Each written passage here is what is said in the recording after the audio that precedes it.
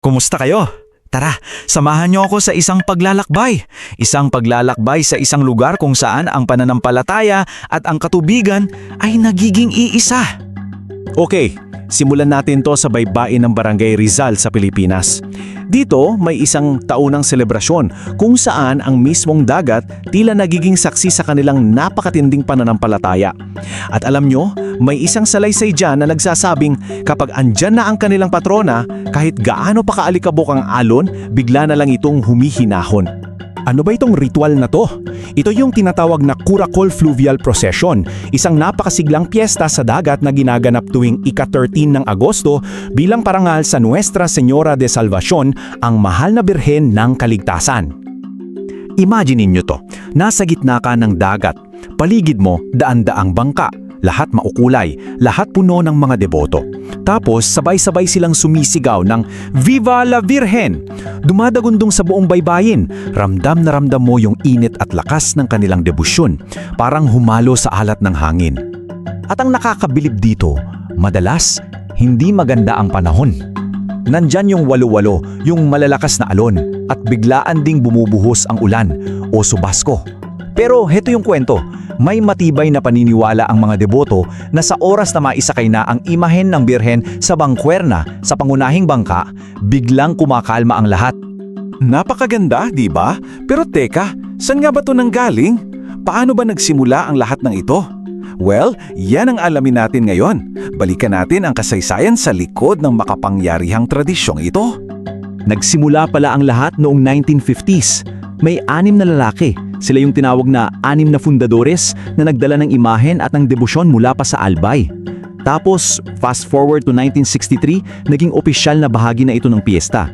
At ngayon, wow, tingnan nyo naman, mula sa 6 na tao, naging libo-libo na ang dumadalo. Kaya dito natin makikita, hindi to basta-bastang parada sa tubig, no? Ito'y isang malalim na salamin, isang pagpapahayag ng buhay na pananampalataya ng isang buong komunidad. Para kasi sa kanila, sa mga taga-Barangay Rizal, ang Curacol ay, well, ito ang sagot sa kanilang mga dasal. Dito sila humihiling ng masaganang huli, ng proteksyon mula sa bagyo at lunas sa mga sakit. At higit sa lahat, ito ang paraan nila para magpasalamat ng taos puso sa mga biyayang natatanggap nila. Pero alam nyo, may kaakibat na panganib ang mga ganitong tradisyon. Kasi gaano man ito kayaman at kahalaga, napaka-fragile din ito. Maaari itong maglaho. Sa totoo lang, hindi lang sa Pilipinas, kundi sa buong mundo, maraming mga kwento at ritual na nabubuhay lang sa alaala at sa pagsasaling dila. At kapag hindi na ito naipapasa, ayun, dahan-dahan itong nawawala. Yan yung malungkot na katotohanan ng cultural forgetting. So, heto ang malaking tanong. Paano natin panghahawakan ang mga alaalang ito para hindi sila tuluyang maglaho sa paglipas ng panahon? Well, may sagot dyan. At ang sagot ay isang makapangyarihang proseso na pinangungunahan mismo ng komunidad. Ito ang tinatawag na cultural mapping. Ang Curacol, di ba, ay perpektong halimbawa ng tinatawag nating Intangible Cultural Heritage or ICH. So ano ba to? Isipin nyo, hindi mo ito mahahawakan na parang isang lumang simbahan. Ito ay buhay. Isa itong kasanayan, isang ritual, isang kwento na nagbibigay buhay at pagkakakilanlan sa isang lugar. At napakaganda ng sinabi ni Jerry Hayden dito. Sabi niya, ang cultural mapping daw ay parang isang healing. Kasi hindi lang ito basta paglilista. Isa itong paraan para bigyan ng boses, ng halaga at ng kapangyarihan ang mga kwento ng mismong mga tao sa komunidad. At tingnan nyo kung gaano kakomprehensibo yung ginawa sa Tagkawayan. Hindi lang yung Curacol lang na document, maging yung mga bundok nila, yung simbahan, mga lumang gamit sa pangingisda, at oo, pati yung mga kwento ng mga lokal na manggagamot at ng mga founders. Lahat yan itinala para mapangalagaan. At ang ganda ng proseso, di ba? Kasi napakasimple lang.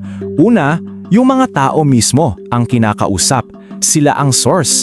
Pangalawa, bine-verify yan sa mga nakatatanda para sigurado.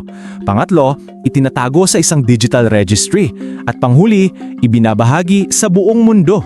Nasa kamay talaga ng komunidad ang kanilang kwento. So, ano ngayon ang ibig sabihin ng lahat ng ito? Ibalik natin ang usapan sa Curacol. Ano ang naging epekto ng cultural mapping sa kwento nila? Simple lang ang epekto pero napakalaki. Yung kwentong dati ay nasa hangin lang na naipapasa lang sa bibig ng mga matatanda. Ngayon, may permanenteng record na. Hindi na ito basta-basta mabubura ng panahon. At para lang ipakita kung gaano ito kaimportante sa kanila, alam nyo ba kung ilang beses lang nahinto ang prosesyong ito mula nang magsimula? Isang beses lang, at dahil pa yon sa global pandemic. Ganon siya katatag at ganon kalalim ang ugat nito sa kanilang komunidad. At siguro, ang pinakamahalaga sa lahat ay yung 6 na nag-umpisa nito, ang 6 na fundadores. Dahil sa cultural mapping, ang kwento nila, ang kanilang sakripisyo at ang kanilang pananampalataya ay sigurado ng hindi makakalimutan. Ang legacy nila ay buhay na buhay para maging inspirasyon sa mga susunod pang henerasyon. At bago tayo magtapos, may iiwan akong tanong para sa inyo. Kayo, sa sarili ninyong komunidad, sa inyong barangay o bayan, anong mga kwento, anong mga ritual, anong mga buhay na pamana ang nandyan lang, na marahil ay naghihintay lang na muling pakinggan at isulat? Baka panahon na para alamin natin.